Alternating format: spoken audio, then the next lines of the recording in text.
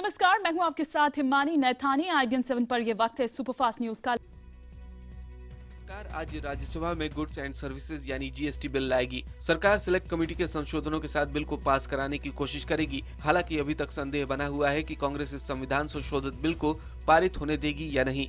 जानकारी के मुताबिक अगर विपक्ष इजाजत दे तो सरकार इस पर चर्चा भी करा सकती है। GST बिल लोकसभा में पहले ही पारित हो चुका है और पिछले सत्र में इसे राज्यसभा की सेलेक्ट कमेटी को भेज दिया गया था। बता दें कि राज्यसभा में NDA सरकार के पास बहुमत नहीं होने की वजह से ये बिल पास होने में दिक्कतें आ रही हैं। विपक्ष में पड़ रही दरार की वजह से सरकार को उम्मीद है कि आज संसद की कार्रवाई चल सकती है। सोमवार को गतिरोध खत्म करने के लिए जब लोकसभा स्पीकर सुमित्रा महाजन ने बैठक बुलाई तो सरकार गतिरोध खत्म करने में नाकाम रही, लेकिन समाजवादी पार्टी और तृणमूल कांग्रेस ने इस बात के संकेत दिए हैं कि वो संसद को बाधित करने की कांग्रेस की रणनीति से सहमत नहीं है। हालांकि विपक्षी दलों का इस बात पर जोर है कि सरकार गतिरोध खत्म करने के लिए नया प्रस्ताव लाए ताकि मानसून सत्र के आखिरी 3 दिनों में काम हो सके। वहीं अलग थलग पड़ी कांग्रेस ने साफ कर दिया है कि लड़ाई जारी रहेगी। उधर वित्त मंत्री अरुण जेटली ने कहा है कि कांग्रेस के 2 शीर्ष नेताओं के अलावा पूरी कांग्रेस सदन को सुचारू रूप से चलने देना चाहती है। पीएम नरेंद्र मोदी के DNA वाले बयान को लेकर सियासत और गर्मा गई है। इस मुद्दे पर JDU और RJD अब शब्द वापसी अभियान शुरू करने जा रही है। आज बिहार के मुख्यमंत्री नीतीश कुमार और RJD अध्यक्ष लालू प्रसाद यादव संयुक्त प्रेस कॉन्फ्रेंस को संबोधित करेंगे। इस अभियान के तहत पहले चरण में राज्य भर में 50 लाख लोगों का हस्ताक्षर अभियान चलाया जाएगा। इसके बाद इन हस्ताक्षरों को प्रधानमंत्री के पास भेजा जाएगा। यही नहीं, प्रधानमंत्री के पास DNA टेस्ट के लिए 50 लाख सैंपल भेजने की भी तैयारी है। नीतीश कुमार ने ट्वीट के जरिए बताया कि वो मंगलवार यानी आज से इस पर कैंपेन चलाएंगे, साथ ही इस पर लोगों के सवाल का जवाब भी देंगे। संयुक्त अभियान के पहले चरण के आखिर में 29 अगस्त को पटना के गांधी मैदान में स्वाभिमान रैली की जाएगी। अरबों रुपए के भ्रष्टाचार के आरोपी यादव सिंह की CBI जांच से यूपी में CBCID अफसरों की नींद उड़ी हुई है। दरअसल CBI को पुख्ता सबूत मिले हैं कि यादव सिंह की बनाई फर्जी कंपनियों में कई नेताओं और अफसरों के रिश्तेदार भी शामिल थे। माना जा रहा है कि CBI बहुत जल्द यादव सिंह को गिरफ्तार कर लेगी। इस बीच बीजेपी ने यादव सिंह की जान पर खतरा बताते हुए उसकी सुरक्षा की मांग की है। हाईकोर्ट ने यादव सिंह के खिलाफ CBI जाँच के आदेश दिए थे, जिसके खिलाफ यूपी सरकार सुप्रीम कोर्ट गयी थी, लेकिन सुप्रीम कोर्ट ने सरकार की याचिका ठुकरा दी थी। CBI ने व्यापम घोटाले में आरोपी और मध्य प्रदेश के राज्यपाल राम नरेश यादव के बेटे शैलेश यादव की संदिग्ध मौत के मामले में शुरुआती जांच दर्ज की है। शैलेश यादव को STF ने व्यापम घोटाले में आरोपी बनाया था और इसी साल 25 मार्च को लखनऊ स्थित अपने निवास पर वो संदिग्ध परिस्थितियों में मृत पाए गए थे।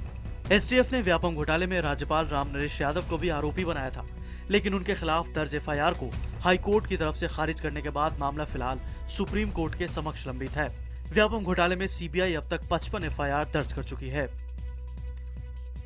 उत्तराखंड के DGP VS सिद्धू पर फर्जी तरीके से जमीन खरीदने का आरोप लगा है। DGP सिद्धू 3 साल पहले किए गए 9 बीघा जमीन सौदे के विवाद में फंस गए हैं। DGP साहब के इस सौदे को लेकर उत्तराखंड हाईकोर्ट ने प्रदेश सरकार से जवाब तो मांगा ही है, साथ ही नेशनल ग्रीन ट्रिब्यूनल ने DGP को पर्यावरण को नुकसान पहुँचाने के आरोप में जवाब तलब किया है। हैरानी की बात यह है कि जिस शख्स से DGP सिद्धू ने जमीन का सौदा किया, उसकी मौत 30 साल पहले ही हो चुकी थी। महाराष्ट्र नवनिर्माण सेना के अध्यक्ष राज ठाकरे ने एक बार फिर सलमान खान पर हमला बोला है। राज ठाकरे ने कहा कि याकूब की फांसी के मुद्दे पर सलमान के बयान से सहमत नहीं हूं और इस तरह के बयानों की आलोचना के लिए सलमान के साथ अपनी दोस्ती भी नहीं देखूंगा। राज ठाकरे ने प्रधानमंत्री नरेंद्र मोदी पर भी निशाना साधते हुए कहा कि PM मोदी कौन से मन की बात करते हैं। कल तक कहते थे कि मनमोहन बोलते नहीं है, लेकिन आज वो खुद कहाँ बोलते हैं, जबकि आज आतंकवाद जैसे बड़े मुद्दे सामने खड़े हैं।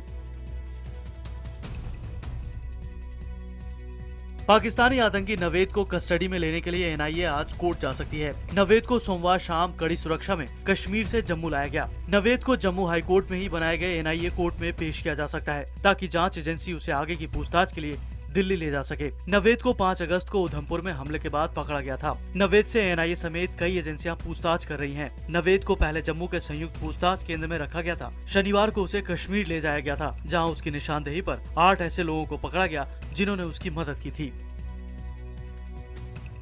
दिल्ली में कृषि भूमि के सर्कल रेट बढ़ाने के मुद्दे पर दिल्ली सरकार और LG के बीच शुरू हुई तनातनी और बढ़ने के आसार हैं।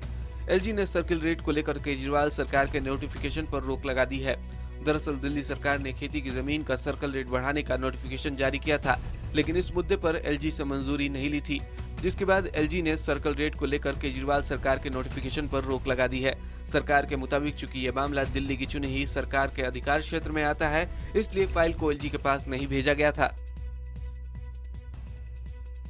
मुंबई में ब्लड कैंसर की बीमारी से जूझ रहे एक मासूम की ख्वाहिश पूरी करने के लिए उसे एक दिन के लिए इंस्पेक्टर बनाया गया। 4 साल के संदीप का सपना है कि वो बड़े होकर पुलिस अधिकारी बने। संदीप को ब्लड कैंसर है और उसकी हालत काफी खराब है, जिसे देखते हुए एक दिन के लिए मासूम संदीप को मुंबई के भोईवाड़ा पुलिस स्टेशन का सीनियर पीआई बनाया गया। पुलिस की वर्दी में अधिकारी की कुर्सी पर बैठते ही मासूम की खुशी देखते बन रही थी। सायन के रहने वाले संदीप का इलाज मुंबई के टाटा मेमोरियल अस्पताल में चल रहा है।